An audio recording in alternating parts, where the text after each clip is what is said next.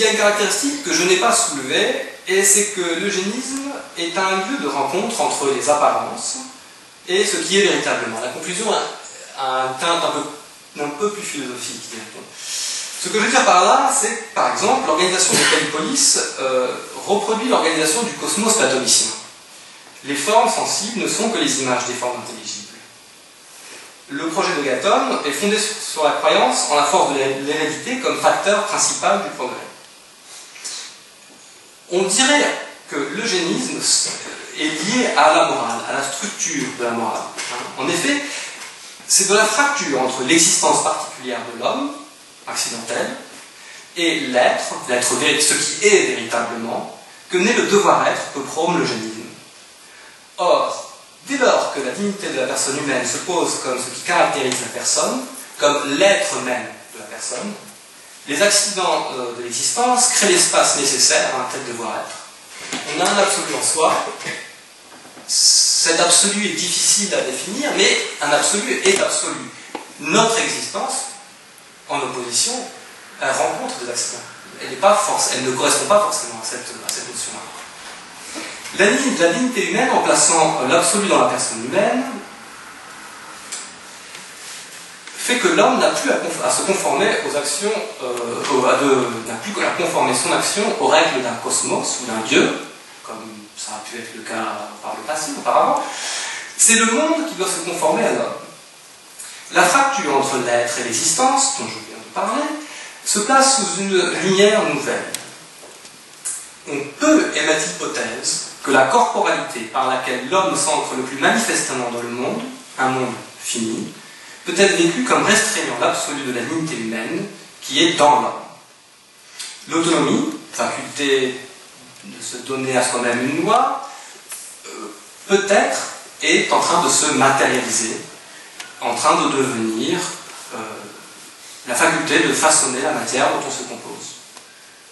La dignité humaine, en ce qu'elle réside dans la personne, protège la personne de l'eugénisme, mais en ce que l'embryon n'est pas une personne, elle fait de lui un objet privilégié de l'eugénisme. Voilà. Je vous remercie pour votre attention.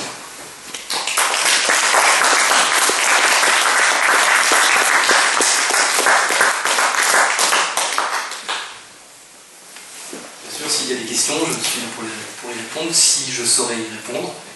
Il y a beaucoup de questions. Mais on n'a pas beaucoup de temps, peut-être. Merci, j'ai été très très intéressé par votre exposé. Je m'appelle Alain Drouard, donc vous m'avez cité, mais c'est pas pour ça que je prends la parole. C'est pour, disons, à la fois dire mon accord avec votre approche générale, à savoir la diversité, bien sûr, d'abord de ce qu'on appelle l'eugénisme. Vous avez bien montré, je crois, la distance ou le contraste entre la théorie, enfin la diversité théorique et la diversité pratique. Vous auriez pu, j'allais dire, non pas que Platon ne soit pas intéressant, mais prendre le temps que vous avez consacré à Platon pour peut-être faire mieux saisir la diversité pratique, et notamment, j'en viens directement à la fin de l'exposé, ce qui est tout à fait extraordinaire d'un point de vue historique, c'est que après la Seconde Guerre mondiale, quand cet eugénisme devient tabou du fait de la criminalisation nazie, il ne cesse pas, il ne disparaît pas. Alors vous l'avez dit très rapidement, mais vous auriez pu là peut-être dire davantage, parce que finalement c'est à ce moment-là que les pays sociaux-démocrates, que sont les États nordiques, qui ne sont pas des dictatures, et qui avaient construit l'État-providence dans l'entre-deux-guerres, eh bien c'est là que la Suède notamment a le plus pratiqué l'eugénisme, dans le sens où les lois de stérilisation se sont appliquées, et ce n'est pas un scoop, ça a été révélé, c'est même pas une révélation pour les historiens, mais récemment encore, quand on a appris que la Suède avait plus stérilisé que l'Allemagne nazie relativement à sa population. Mais ces lois de stérilisation, il ne faut pas se tromper sur ce qu'elles sont. Elles sont des mesures qui, disons, d'avortement, j'allais dire ce que nous appelons maintenant, certaines façons d'avortement et de contraception définitive, beaucoup plus que des lois, disons, qui ressembleraient au monazie. Et la grande distinction fondamentale, vous l'avez dit, c'est bien celle entre l'eugénisme qui est celui d'un État, qu'il soit l'État américain ou l'État nazi, et l'eugénisme français, par exemple, qui bien sûr, est un mouvement eugénique, bien sûr, il y a une loi, comme vous l'avez cité, qui, au total, c'est le certificat médical prénuptial, on pourrait dire autre chose, la médecine du travail aussi, c'est l'eugénisme, mais pour se limiter au certificat médical prénuptial, ce qui est important, c'est de voir le contraste par rapport aux lois des pays nordiques. Il n'y a pas d'interdiction du mariage, il n'y a jamais eu d'interdiction du mariage. En France, même, on vous demandait, moi je l'ai passé, une visite médicale, et on ne m'interdit pas de me marier si on découvre une maladie, même infectieuse. Donc c'est quand même une grande distinction par rapport à, et c'est d'où la nécessité de prendre en compte cette diversité. Ça c'est l'aspect historique et l'aspect fondamental. Alors pour en venir au contemporain, ce qui est tout à fait important, c'est de voir que d'une part, il se poursuit après la guerre, sous des noms, il change de nom, il y a même un changement de nom, parce que la génétique humaine, finalement, d'une certaine façon, c'est une façon de transformer, pas seulement dans l'appellation de génie, mais j'en viens à ce que vous dites sur les questions brûlantes, les questions actuelles, le débat, parce que finalement, c'est un peu un terme de débat aussi, qu'il se pose la question par rapport au sujet qu'elle vaut la dignité humaine, puisque ce que nous voyons dans un pays comme la France, on a peu d'enquêtes. C'est d'une part une condamnation unanime, comme vous l'avez dit, législative, juridique, et puis politique. Vous n'avez aucun politique qui va prendre la position sur cette question pour dire, ne serait-ce que dire qu'il y a nécessité de débattre et de la question. C'est le silence et la condamnation. Mais au-delà, c'est que la population, pour autant qu'on puisse le dire, a une certaine compréhension. Je ne parle pas des cas individuels, mais pour, non pas l'eugénisme, mais pour le recours à des techniques qui relèvent de l'eugénisme d'une certaine façon, puisque les diagnostics pré-implantatoires, le diagnostic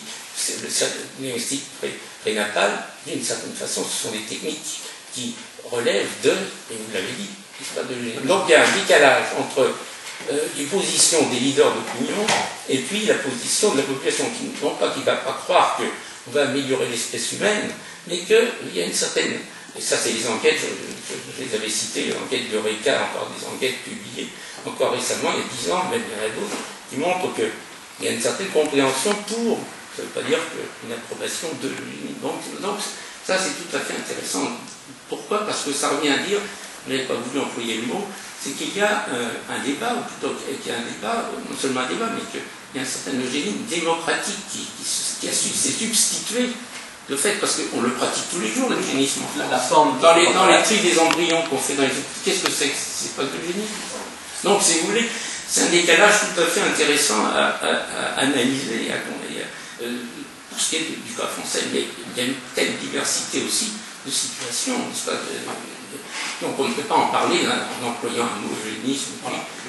Et ça, vous l'avez très bien dit. Et puis, vous avez voulu montrer, si j'ai bien compris votre propos, qu'il n'y a pas nécessairement une contradiction entre le principe posé un peu à la suite de ces horreurs et de cette criminalisation de l'eugénisme, donc le principe de la dignité humaine, et d'une certaine façon, entendu sous, par exemple, la mise en œuvre de techniques visant à permettre à un individu, et c'est là que se retrouve le choix, parce qu'il y a choix possible. Vous avez très bien dit en disant que dans les chiffres que vous avez donné le pourcentage vous avez cité, il y a des gens qui, pour des raisons religieuses, pour des raisons qui leur sont propres, vont dire je sais qu'il y a un risque de survenue d'une trisomie 21, mais je l'accepte.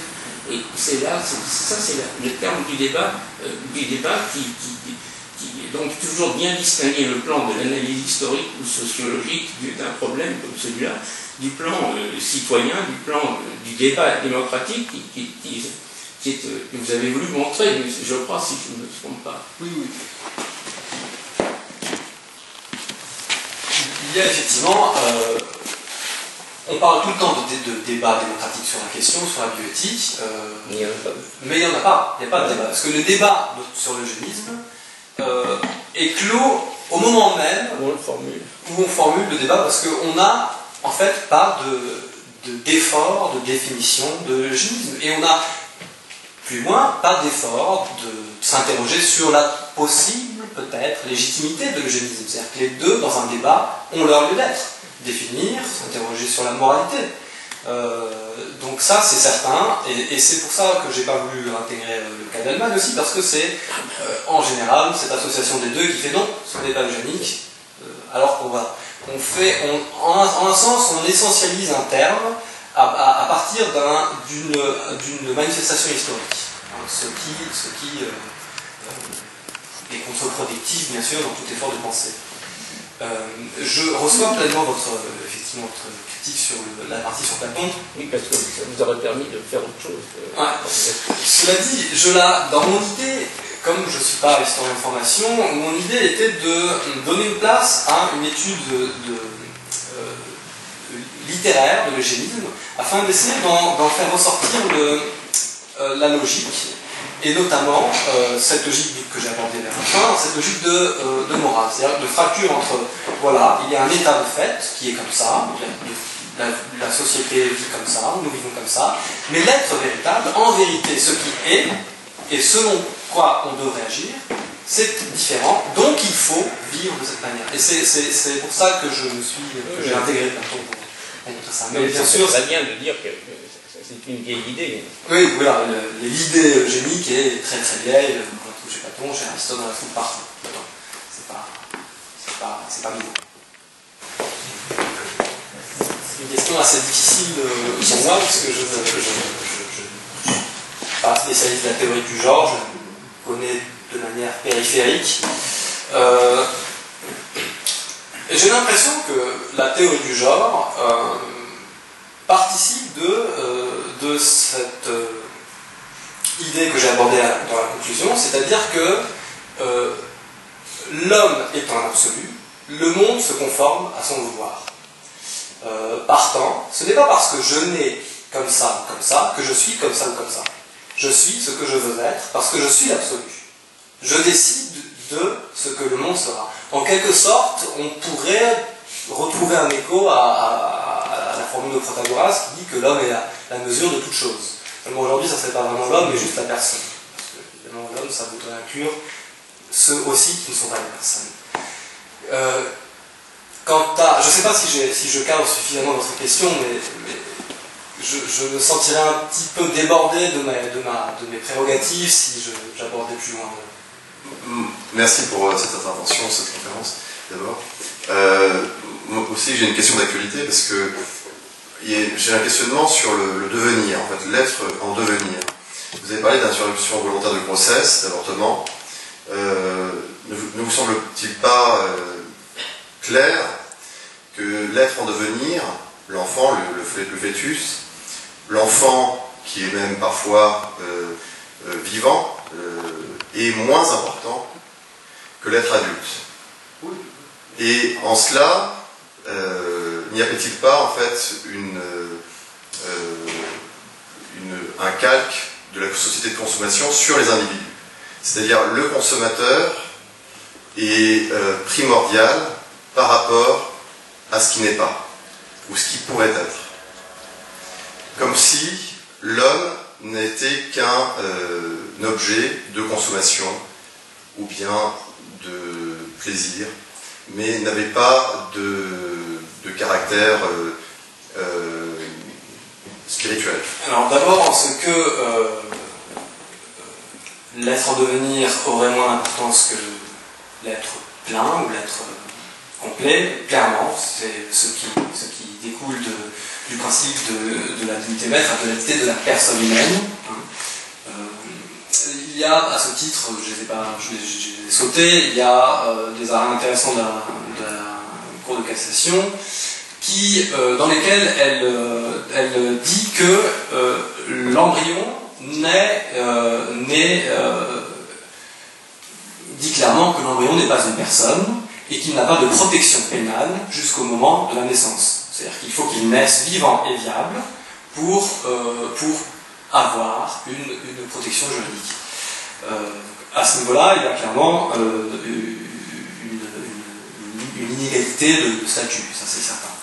Ensuite, le cas de la société de consommation, où la prédominance de l'utilitarisme, j'aurais tendance effectivement à voir aussi des échos de de cela. Il y a à ce titre, je pense, une réflexion très intéressante. Une personne qu'on voit beaucoup citer en ce moment dans l'actualité, c'est Heidegger, la question de la technique.